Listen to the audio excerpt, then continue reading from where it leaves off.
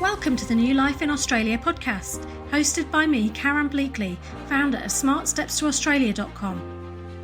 Moving to Australia with my family was a life-changing experience, but it wasn't without its challenges. That's why I'm passionate about making the relocation and resettlement process easier for you, so you can enjoy this exciting adventure. Join me and my special guests as we share professional secrets and tips, learn from people who've made the move, and discover businesses that can help you realise your dreams. Now is the best time to create the life you've always wanted. This podcast is here to show you what's possible and to inspire you every step of the way. Let's go. Let's take a moment to acknowledge the Gubbi Gubbi people, the traditional owners and custodians of the land on which I live, work and play. I thank them for the privilege of being able to live in such an incredible part of the world, and I pay my respects to their elders past, present and emerging. Hey there, my name's Karen Bleakley. You're tuning in to episode 4 of the New Life in Australia podcast. Today we're going to be talking about 9 practical ways to overcome homesickness. I thought it was really important to do an episode about homesickness early on in the podcast because it is totally natural to feel homesick. You have left your life behind, you've left your friends and family behind, you might be living 24-hour flight away from everything you know, and it is so normal and so natural to feel homesick, and it's something that we all go through. I wish it was something that completely went away, but I know it's always something that I'm always going to struggle with, but there are lots of practical ways that you can overcome it and just get on with your life. I recently posted on Facebook just to let people know that even I get homesick. The other day I went to the theatre to see Mamma Mia, and there was a scene where Donna and her friends got together for the first time after a break, and they were hugging and they were laughing and they were having fun, and it just really reminded me of my best group of friends in the UK who I've known for probably 35 years, and they were all having a get together that week without me, and it just felt really hard, and for a moment I had a few tears in my eyes and was getting really sad about the fact that I live on the opposite side of the world to so many people that I love. And then it's recently been Father's Day, and on Father's Day I was walking my dog and I saw a car with a family in it pull up in a driveway, and the grandparents came out of their house and they were hugging their kids and their grandkids, and everyone looked so happy and they were having such a lovely time together. And again, that just reminded me that I can't just hop in the car and go and give my mum and dad a hug. It's a lot more effort to get home to give them a hug. So it really does hit home sometimes, and it just really creeps up on me and overwhelms me. So even I'm not immune to it, even though I love living here, there are still moments when it does overtake me.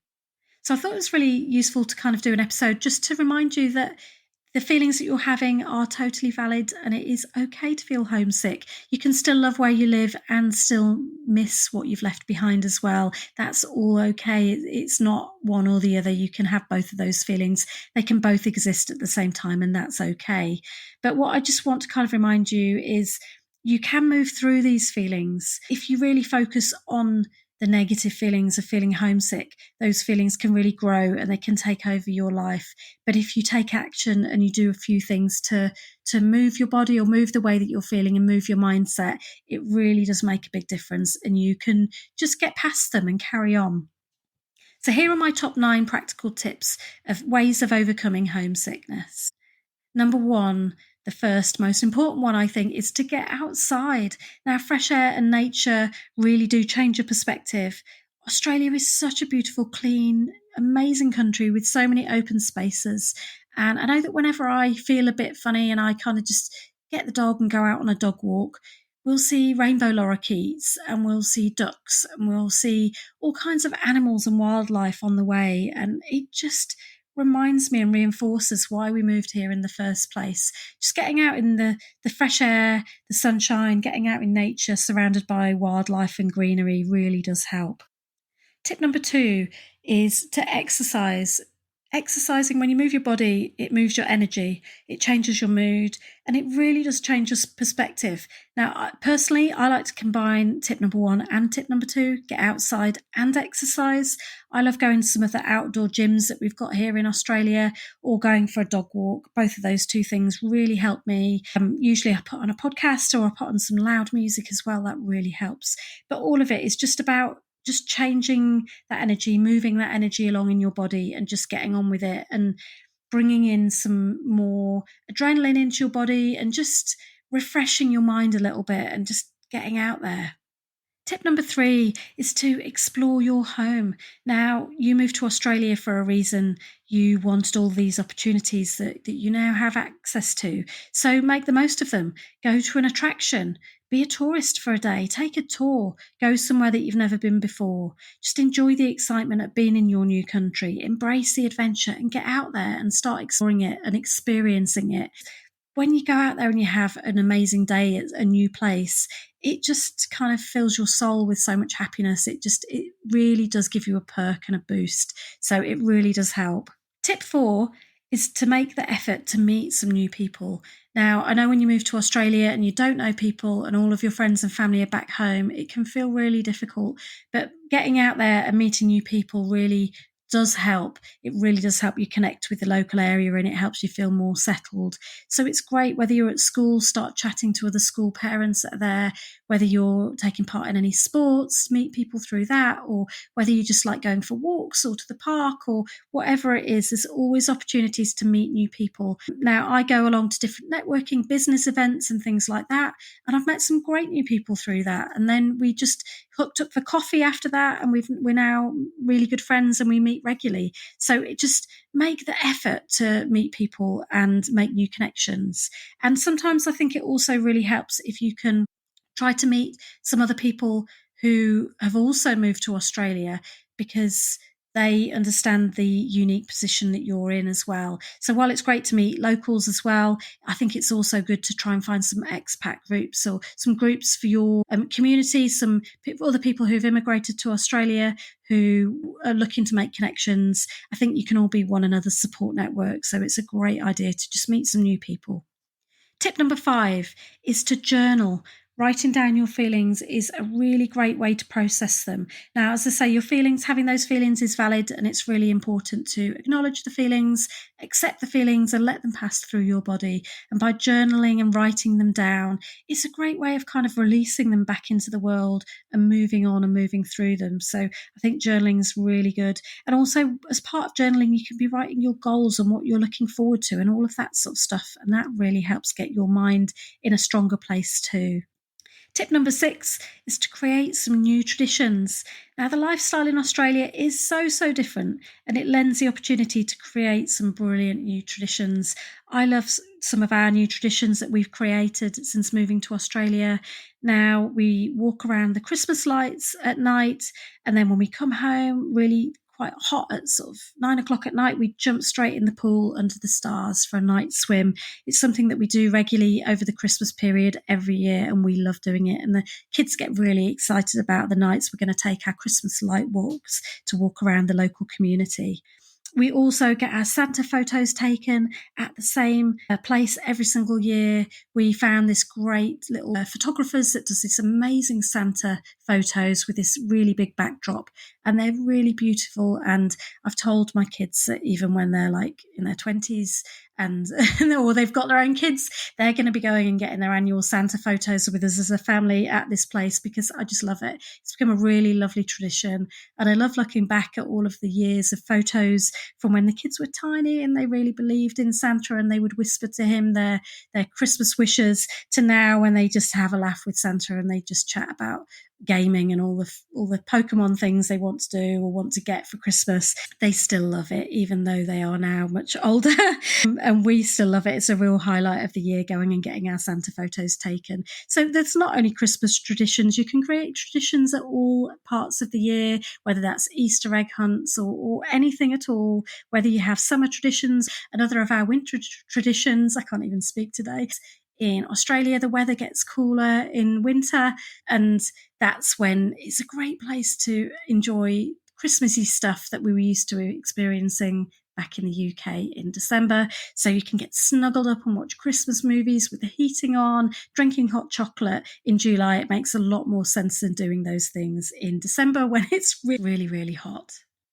Tip number 7 is to talk about it. Now, if you're really struggling with homesickness, it really does help to have a chat to somebody. So that kind of comes back to making some new friends. I think it's really good to talk to people in Australia about how you're feeling.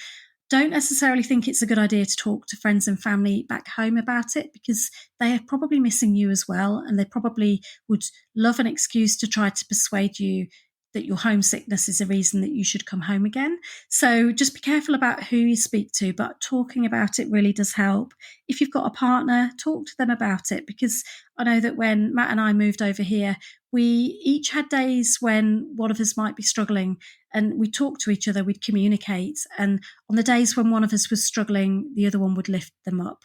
And we used to alternate who was struggling on which day. So it really does help if you've got a partner to talk to, or if you've got some good friends that you can talk to. But definitely talk about it, because struggling on your own is the worst thing. Tip number 8 is to take up a new hobby. Now, Australia's got so many cool hobbies that you can do. I've got an article on my website, which I will link in the show notes, about hobbies in Australia, but you might want to try surfing, or you might want to try skiing if it's wintertime and you live in the areas where you've got access to ski slopes, which some parts of Australia do. You might want to do stand-up paddleboarding, or archery, or scuba diving, or sailing, or shooting, or yoga. There's so many different things you might do. Fishing. I know my son is really loving getting outside and fishing, so that's something that he's really embraced since moving to Australia. So think about what new hobby you could take up. It gives you so many more opportunities here with the weather that we've got to get outside. You might want to get on a bike and go cycling. You might want to go hiking. So many different opportunities. And it's a great way to move your mind and to create something new, positive sort of direction in your life.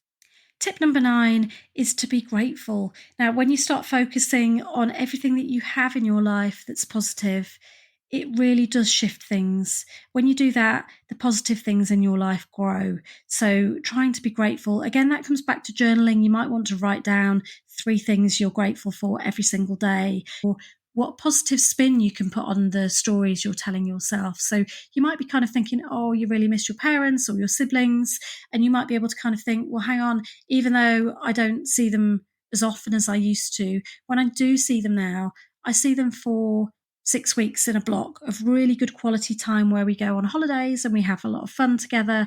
So there are ways to shift the perspective around so that you can focus on the things that you're grateful for and what's positive about the situation that you're in. And it really does help when you focus on the positives. They do grow. When you focus on how bad you're feeling and how negative you're feeling and all the feelings of homesickness, then those feelings grow. So it's just about shifting that perspective to focus on the things that you're grateful for. So that rounds up the 9 practical ways to overcome homesickness. So they were: 1, get outside; 2, exercise; 3, explore your new home; 4, make the effort to meet some new people; 5, journal and write things down; 6, create some new amazing traditions; 7, talk to somebody about it; 8, take up a new hobby; and 9, be grateful.